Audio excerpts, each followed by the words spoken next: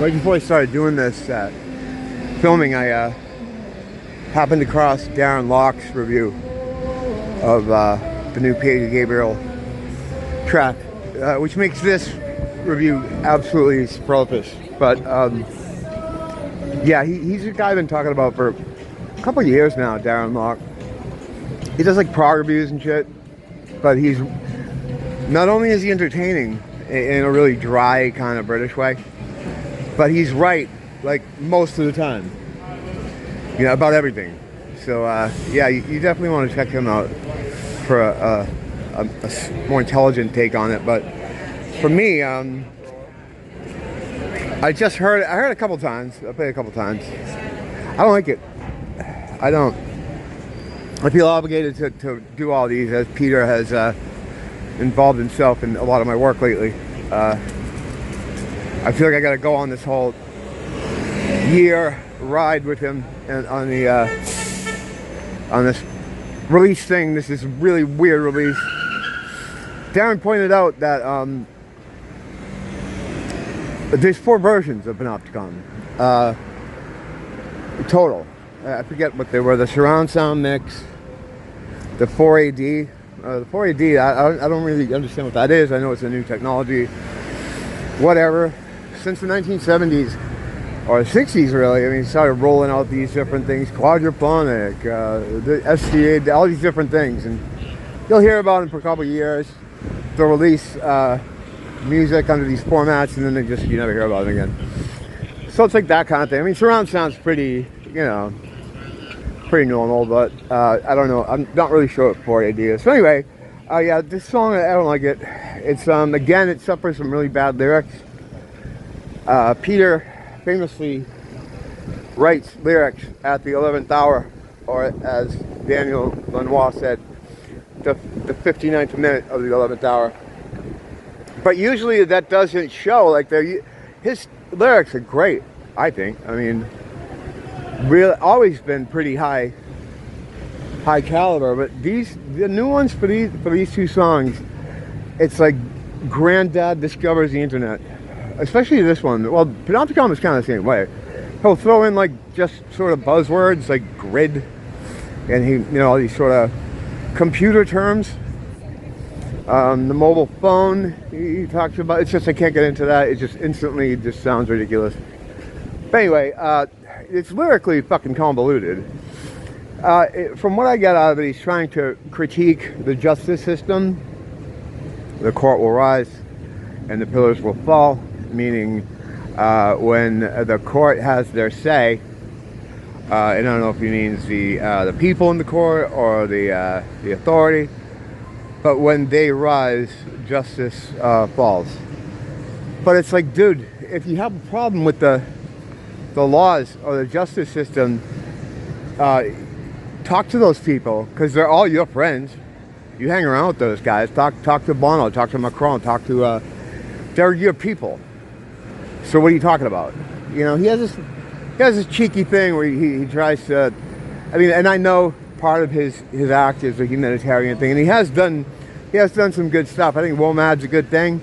It exposes artists that wouldn't be able to make money from their music.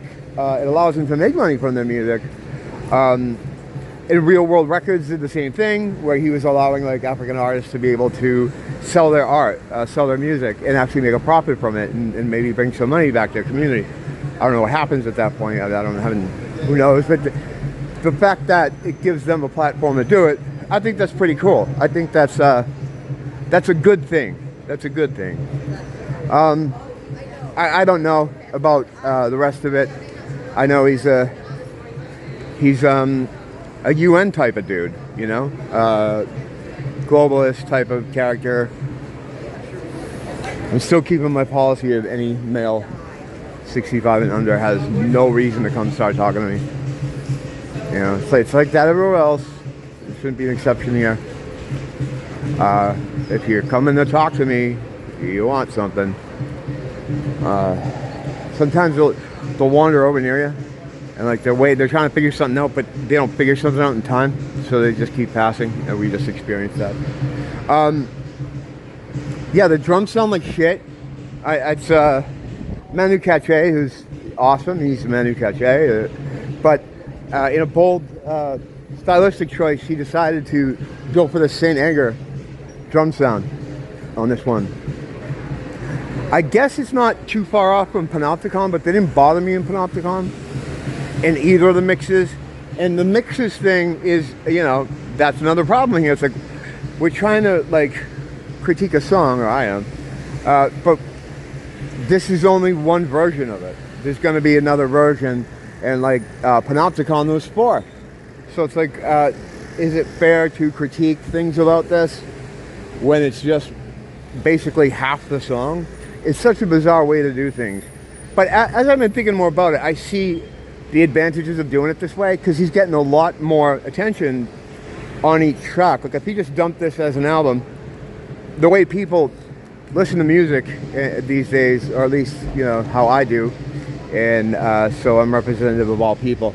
A new thing will come out, you know. A lot of people on streaming services I no longer collect, which, you know, whatever. I don't really have the room for it.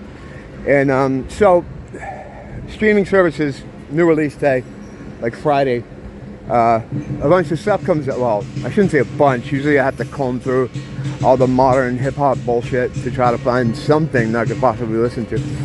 A couple releases come out a week that are good, are interesting to me, and also objectively good.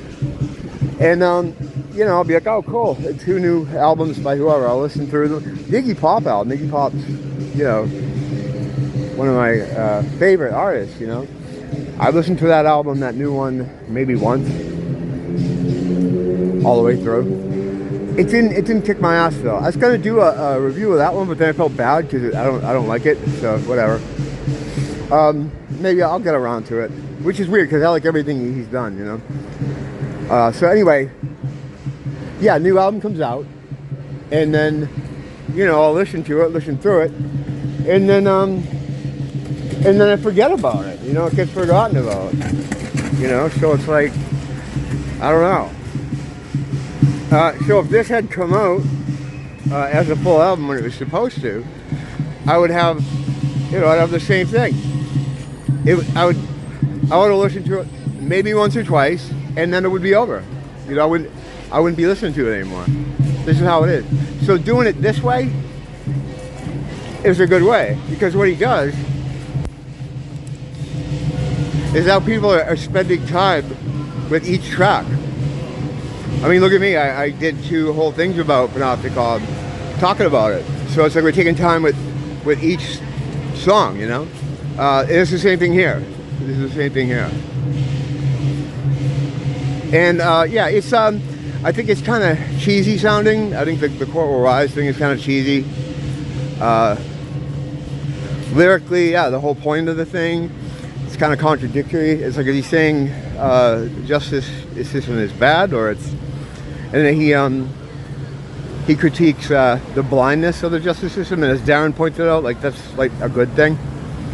But then he also pointed out, and as Peter says a lot, he's just looking for words that rhyme most of the time, and if they mean something, good. But it just, the effect here is just convolution. And yeah, the drums sound like shit. Maybe it's just this mix. See, that I don't want to damn the song because I haven't fucking heard the whole thing yet. We have to hear the other. This is the dark side one, and I can't think of who the guys that mix them. I'll put them up on the screen. This is none of my shit scripted, so I go by memory. So the dark side one came out first. And last month, I liked the Dark Side Panopticon more than the Light Side. It sounded more Peter Gabriel-y. This one kind of sounds like it has like an 80s thing going on with it.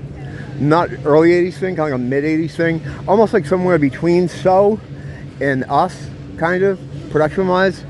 I don't know. It's just, it might not be the song. It might be the mix. It just doesn't sound good to me. You know, Darren mentioned that. It sounds like it's boxy. And I kind of know what he means. But I think even with under the best circumstances, I don't think the melodies are that hot.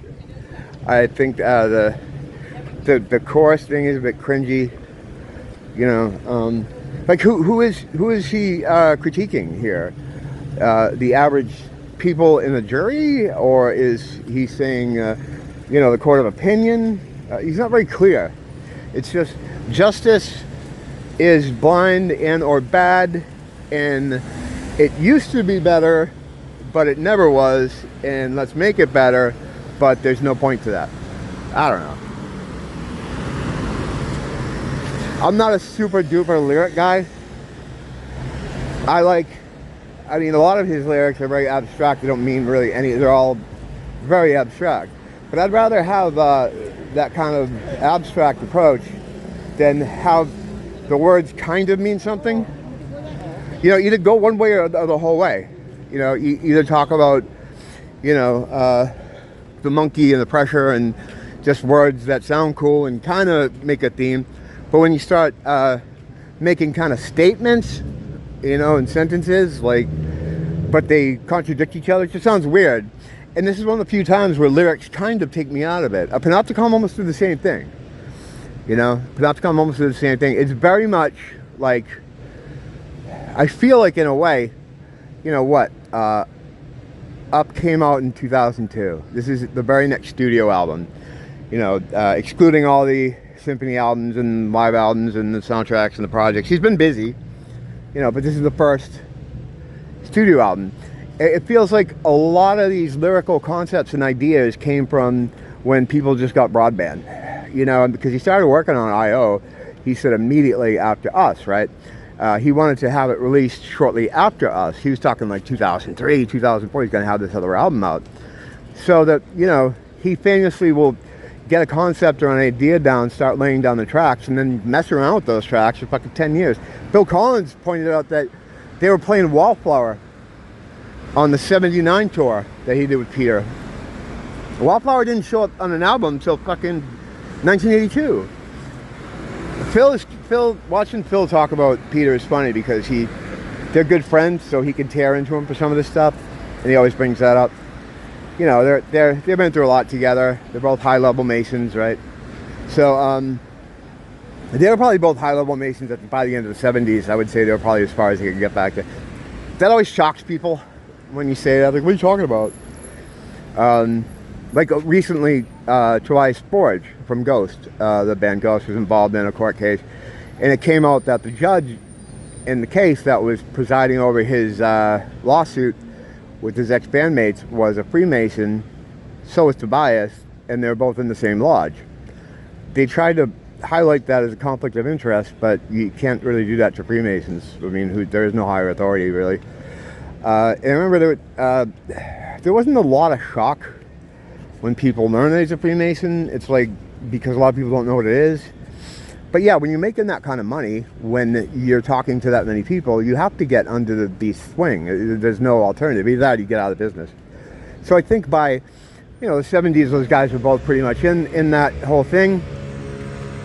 And Freemasonry, I'm not super studied on it. There's a lot of guys here on YouTube that know a lot more about it. To me, it's just fucking Scientology with different bad guys. You know, instead of Zunu or whatever in the fucking Scientology, the bad guys in Freemasonry are based on, you know, biblical demons and Satan and stuff like that. But it's the same thing, you know. Except Freemasonry isn't open to the general public.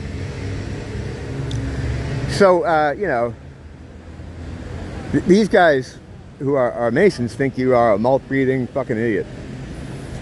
You know, they think people are just cattle. You know, you see them in interviews, and Peter Gabriel, he's such a nice man. He really cares about those poor starving African people. He doesn't give a fuck.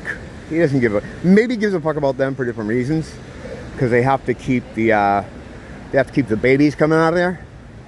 You know, they got to keep that baby factory going over there. That's why Mother Teresa was always like, do not take, you should tell them not to take contraception, because they want more babies, you know, for the baby trade, the kid trade. It's great. It's dark, and this is a Peter Gabriel review. I don't know how we ended up. Well, it's impossible for me to you know, not go. It's what I do usually. But anyway, yeah. To wrap this up, I don't know. I don't like it. I'll wait to hear the next Bright Side mix. The Bright Side mix might bring out things that make it sound better, but I think this one's going to be a skipper. It's definitely going to be a skipper for me, unless the bright side mix is something completely that elevates it to a different point. And again, the whole idea of indecisive Peter has passed the burden of the final mixes onto us is just bizarre. Whatever. I mean, like I said earlier, it's good in the sense that people will look at the individual pieces. They'll give them more time than they normally would. There'll be more discussed. There'll be more talked about. But if this is the material you're putting out, maybe you don't want that.